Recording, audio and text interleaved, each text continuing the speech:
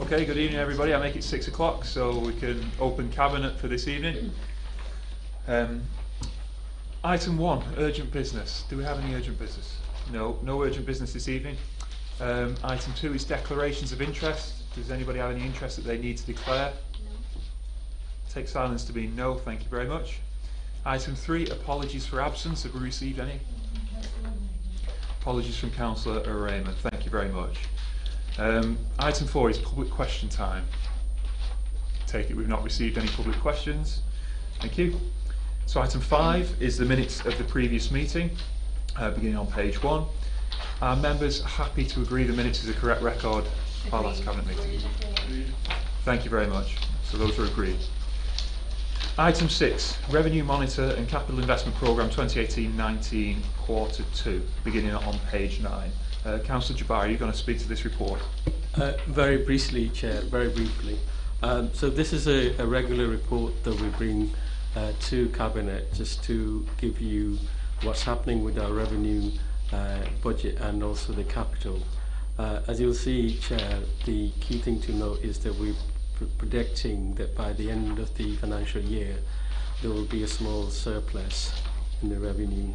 I think previously when I brought this report I've said that we always try to produce a balanced budget, and I'm confident this year as well that going forward 18-19 revenue budget will be delivered within the forecast.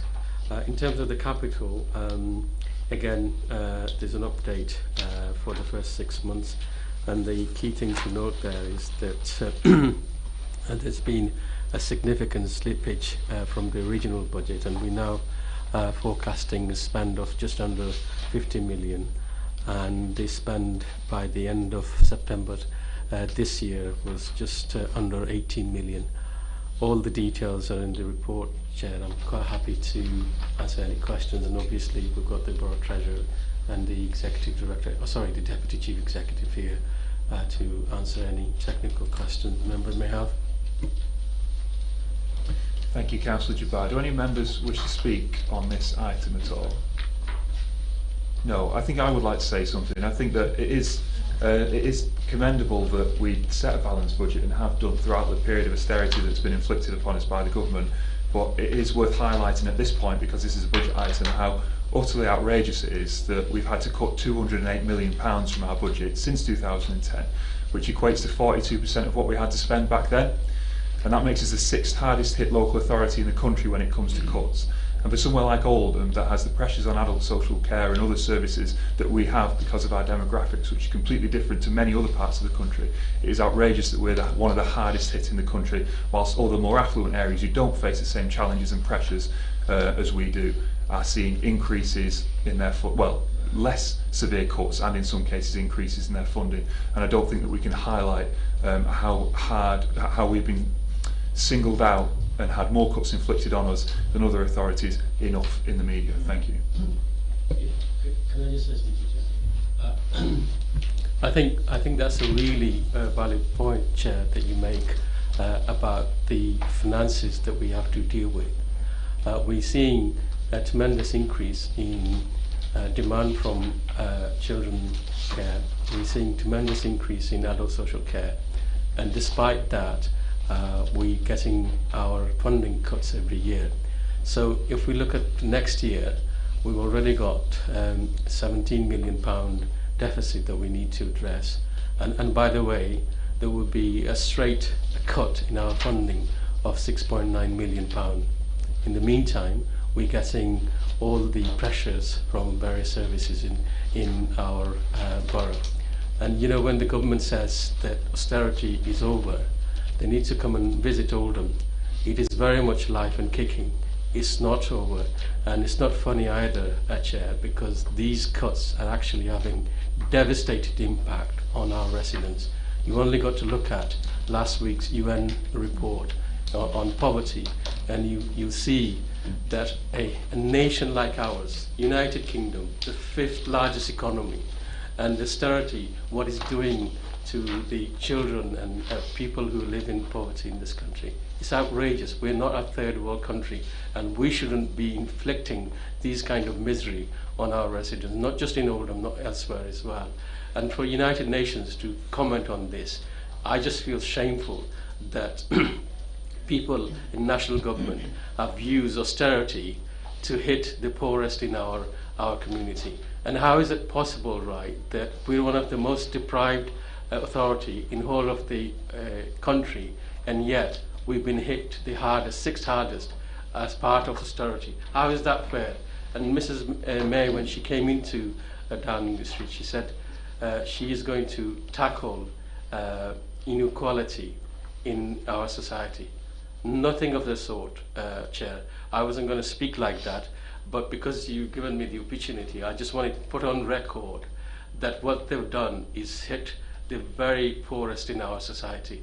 And sadly, we've got one of the poorest boroughs in the whole of the country, and we're having to manage in a very difficult way.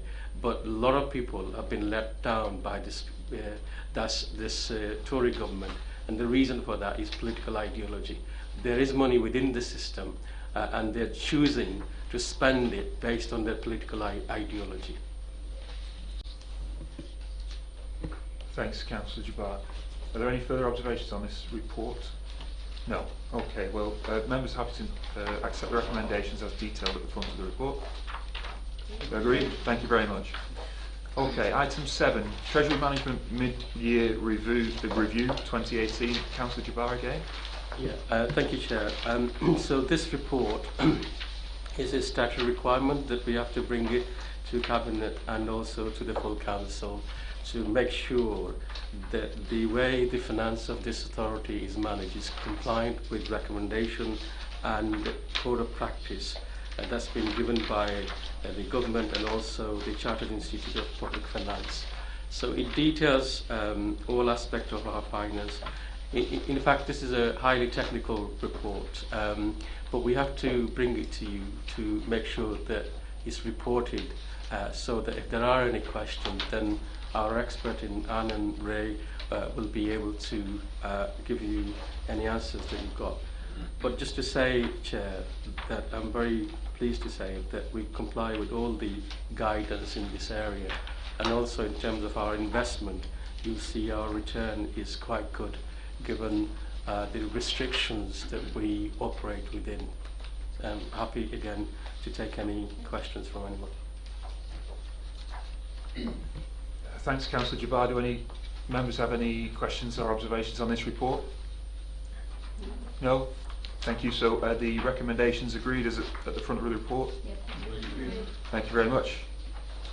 Item 8, Growth Deal 3 Major Scheme, Oldham Town Centre Connectivity. Councillor Shah. Thank you. It's a bit of a technical report, this, Chair, but the Growth Deal 3 Major Scheme, Oldham Town Centre Regeneration and Connectivity has been allocated £6 million from the Greater Manchester Growth Deal 3 transport allocation of £47 million. And it's been given programme entry status in the Greater Manchester Transport Capital Programme. This grant is actually funding that was devolved to the combined authority, and we have to make sure that we spend it by March 2021. And the actual report just seeks various delegated approvals which are intended to ensure that we do deliver the programme and meet the deadline for spend, and that the grant take-up is maximised. The options for procuring the works are set out in the report, but the £6 million, which will actually look to improve the work that we've already done to improve public realm and connectivity and build on the investment that we've made to date. With the focus of the programme actually being on the works being developed to improve the pedestrian environment through the town, around the Market Hall area, and improve the pedestrian links to the Civic Centre and the Oldham bus station into the core shopping area.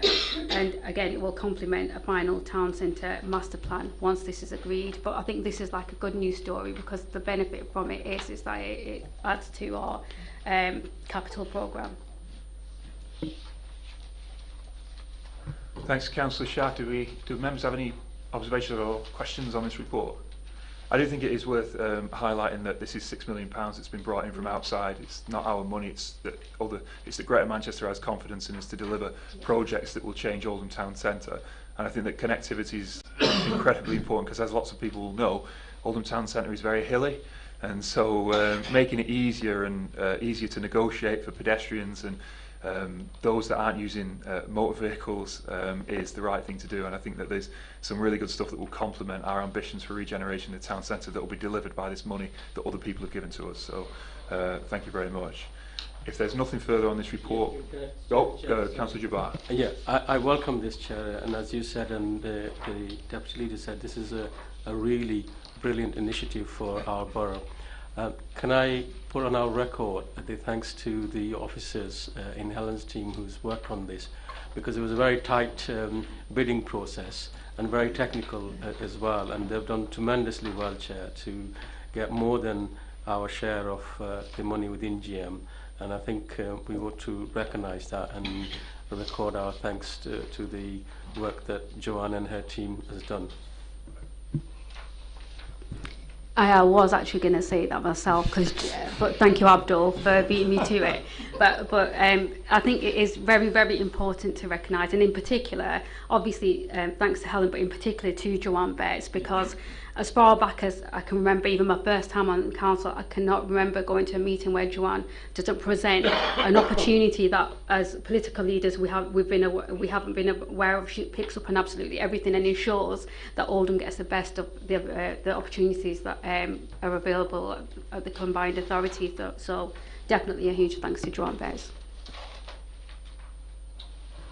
Okay, thanks. If there are no further comments, observations or questions, then do members agree with the recommendations at the front of the report? Agreed. Thank you very much. So, item 9, beginning on page 81, Broadway Green Phase 2. This is just an update on the progress that's been made with regard to Phase 1 of Broadway Green, which is, of course, down in Chatterton, and seek approval to vary the joint venture legal agreements in accordance with the grant funding from Homes England for Phase 2. So I think that this, commonly known as Fox Denton, this is a significant development opportunity in Oldham that's going to deliver employment space, which we know that we need because we want to create jobs for local people, and is also going to deliver a significant number of aspirational homes, which is about building the homes that people can move up the housing ladder without having to move out of the borough. And I have visited down there where Redrow are on site, and there are some very nice properties being built down there that are aspirational for people that live in the borough and don't want to have to leave. So there are some confidential elements to this report which will be considered later on down the agenda, but for now we just need to note the contents of this report. Cabinet happy to note the contents? Yeah. Thank you very much. Okay. Item 10 is the acquisition of the third-party interest at the former Sainsbury's on Bloom Street. Again, this is just to buy out the share of the Oldham Property Partnership with the land down at Bloom Street at Sainsbury's. And again, there are further details which will be contained in the report later on down the agenda. So if we can talk about that then, can I just ask that we accept the recommendations here if nobody has any observations or questions? No? Thank you. Agreed? Thank you very much. Okay. Item 11 again, me. This is about the Eastern Gateway or Prince's Gate or Mumps Bridge or whatever you want to call it. It's got a lot of different names. People will be aware, members will be aware, and people watching at home will be aware that there have been various different plans drawn up for this site, and we're now at a stage where we've got something on the table and we can move forward and deliver some redevelopment at the Eastern Gateway of our town, which provide a good entrance for people that are travelling down from Huddersfield Road and down Leeds Road, and we really need to do that. It is an underused part of our town centre, and it is a crying shame that it's been allowed to be empty for so long. But now in the proposed sale of Site A, which is the former Metrolink Park and Ride, currently used as a council car park, we are able to get moving on this, and it is a real good news story. Again, there are parts in later on down the agenda which will be considered in more detail, but I just wanted to welcome the fact that we are progressing with the development down at Printers Gate at long last. If members are happy to agree the recommendations as set out at the front of the report. Agreed. Thank you very much. Okay. So we can move on to item 12, which is the Cultural Quarter update beginning on page 95. Clearly there's already been some media coverage of a decision that we arrived at earlier this month, where we decided not to proceed with the plans for the Coliseum Theatre in their current form. For myself, culture is something that will set Oldham apart from other towns and make us a place that people want to visit, and it's still very much part of the offer that we want to build in Oldham Town Centre, and it's very important.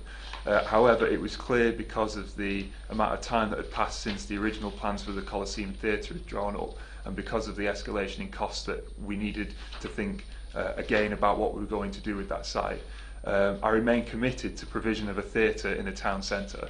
The Coliseum Theatre is well thought of in Oldham and far beyond the borders of the borough of Oldham, not least because it appeals to people that are not typically considered theatre goers. It has a broad reach in a way that lots of other theatres don't, and we must continue to support it. But the time is right, when you see that the costs have increased, to consider whether that was the wisest way to spend our money at the time, and so we are going to consider again how we deliver on a new theatre offer for the town centre, and that's what this report is about. So, are members happy to... do members have anything to say? No? Okay. So again, this is something where there is further details later on down the agenda. So, Cabinet happy to agree the recommendations as set out at the front of the report? Yeah. Thank you very much. Okay, so that takes us to item 13, beginning on page 101, which is the Council Performance Report for September. This just comes every month. Do members wish to comment or make any observations on things within the performance report? No. No. Happy just to note it. Agreed? Agreed. Thank you very much. Okay, so item 14 takes us on to the exclusion of the press and public. So we have to ask anybody who's here that isn't allowed to be.